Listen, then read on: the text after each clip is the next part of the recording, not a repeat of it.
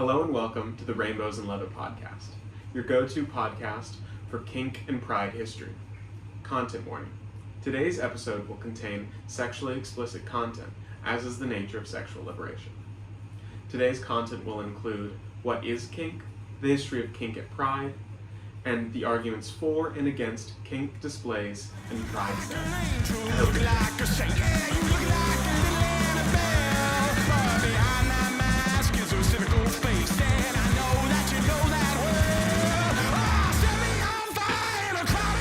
Alright, let's start with just a general definition of what kink is.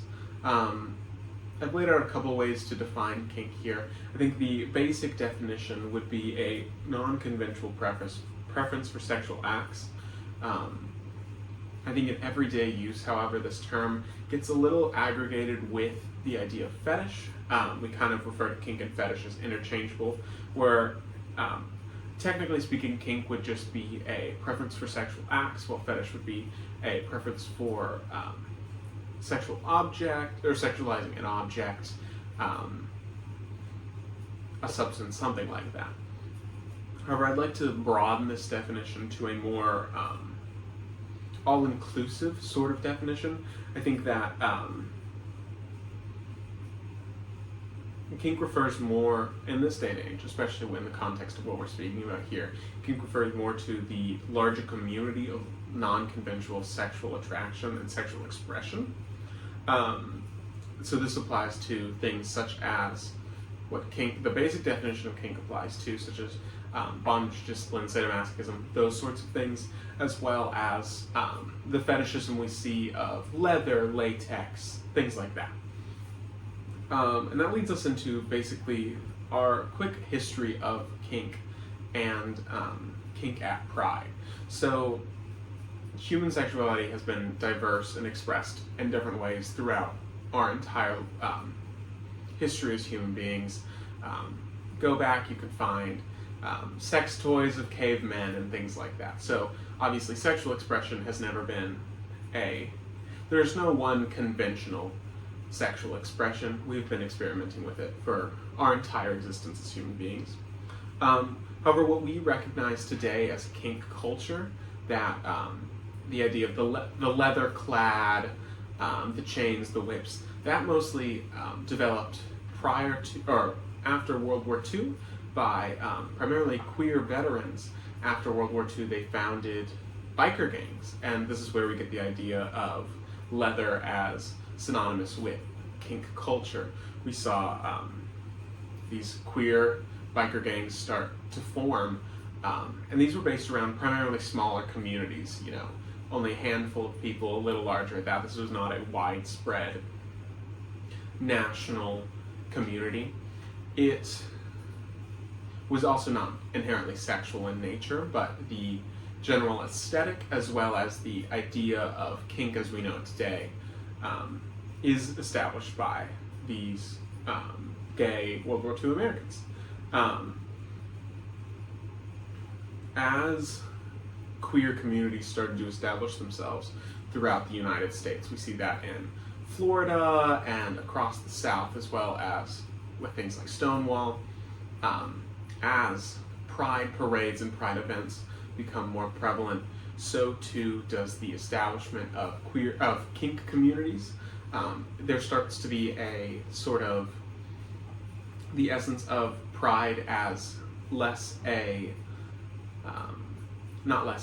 perhaps pride is a celebration of diverse sexuality, of non-conventional, what's the word? Non-conventional, that's the word. Non-conventional sexuality rather than just gay and lesbians. So we start, and in addition to that, kink as displayed by gay and lesbians as well. So we do see a bit of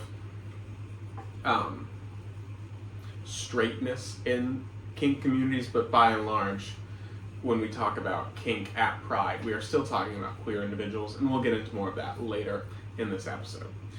So kink starts to attach itself to pride parades in the 70s, going into the 80s, and then into the 90s, and of course into today. But it mostly started in the mid to late 70s. We see lots of different reactions to kink at Pride. In accounts, we often see like lots of audience participation and enjoyment of it. We talk about a lot about how the audiences are cheering for these leather-clad men in a giant tub of Vaseline. You know, just bizarre, bizarre expressions of kink culture that is heavily supported by the populace. However, in addition to this, we see pushback from organizers as many leaders in queer communities were worried that by sexualizing Pride, we would be making ourselves others. We would not be giving the impression that we are just like you and your neighbor. This was met with criticism from from both the queer community and the kink community of, you know, they should accept all of us, not just the parts that make them comfortable. In addition to this, we have tensions growing primarily from Anita Bryant's Save the Children campaign. We saw Anita Bryant used film from San Francisco's very notoriously sexual pride parades in across the nation to say, you know, these deviants, this is what they are bringing with their pride, their gayness. So there's a lot of debate around the efficacy of kink at Pride, and I missed something here. No, so we're going to move into that argument of, is kink at Pride something that is ethical? Is it something that belongs at Pride? So to begin this conversation, I want to bring up the topic that kink is not always a sexual, or does not need to be a sexual activity. The writer Kyle Kingsbury describes his own experience in the queer community and the kink communities together, talking about how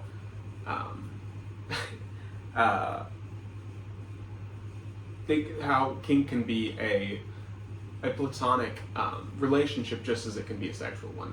He talks about the prevalence of asexuality within the kink community, where he specifically brings up gay men being tied up by ace lesbians, of this act of bondage and rope needn't be a sexual activity.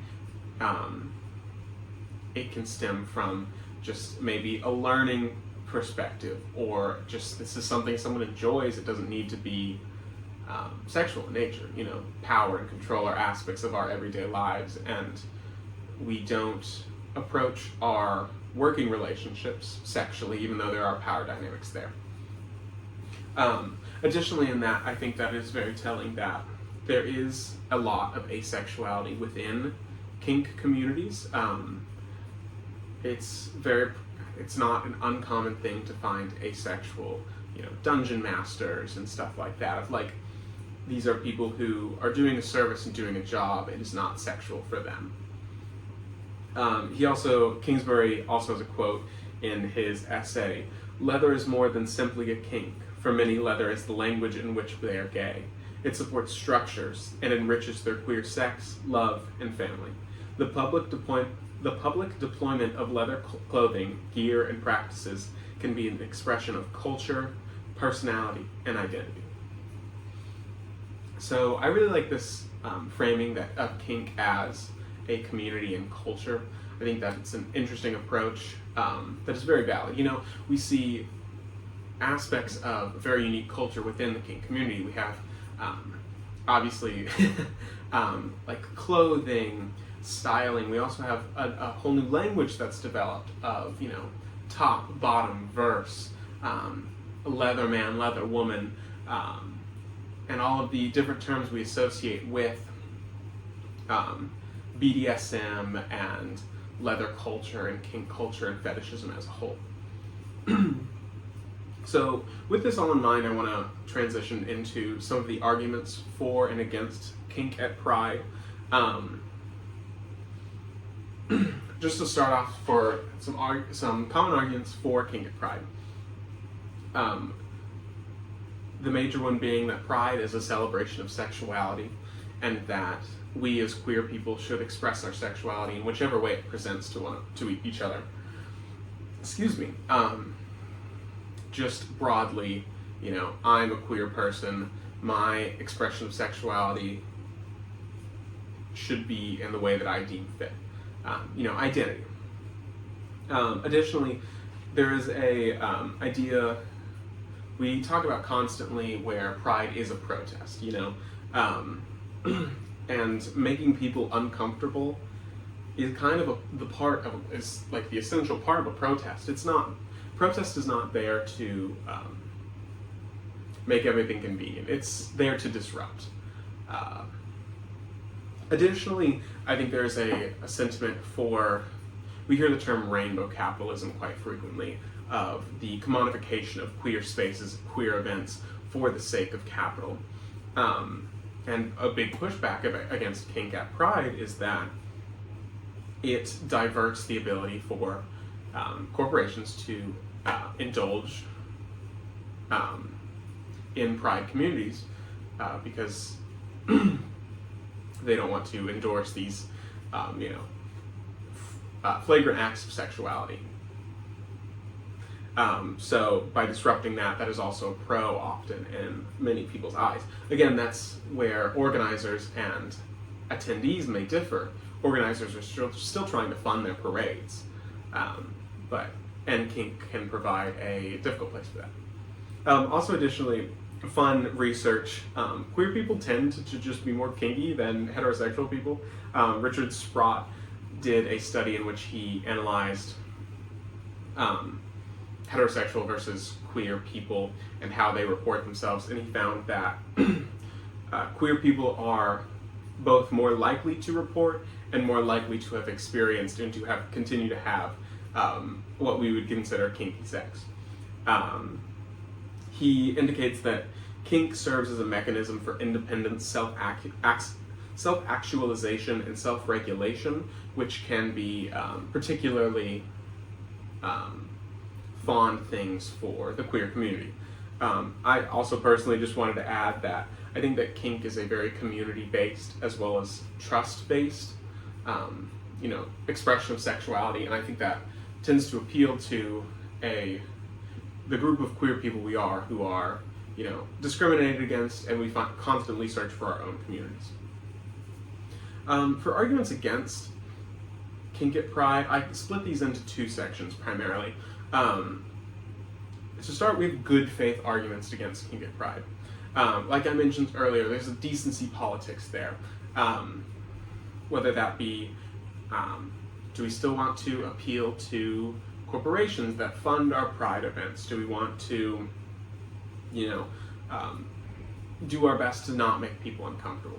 A big one in here, we saw it with Anita Bryant, we see it today, I think is a good faith argument to a point of the presence of children and minors at Pride, and whether or not it is ethical to have kink displays while minors are present. There's an interesting point that Kingsbury brought up in his paper, where queer youth have always been a part of Pride and protests, and we see them continually expressing that they are also sexual beings. So a little counterpoint to that is that, people are worried about minors at Pride events, but minors still have autonomy and sexuality. Just an interesting topic there. And then I think there's a handful of bad faith arguments against kink in queer spaces, and I think this primarily stems from that Anita Bryant era of, well, these people are obviously sexually deviant people, they're whipping each other in the streets, they're chained up. It's just basically equating kink to queerness, and saying not only that kink is an evil, it's satanic, whatever, but also that by association, queerness is evil, awful, bad. And I think that is a major political movement we see within the queer community, that fundamental idea of should we allow them to demonize us, or should we change our ways, or should we, just not care at all. So, yeah, those are just some arguments against. Yeah, that's what I've got for you today. Can't wait to see you later. Thank you.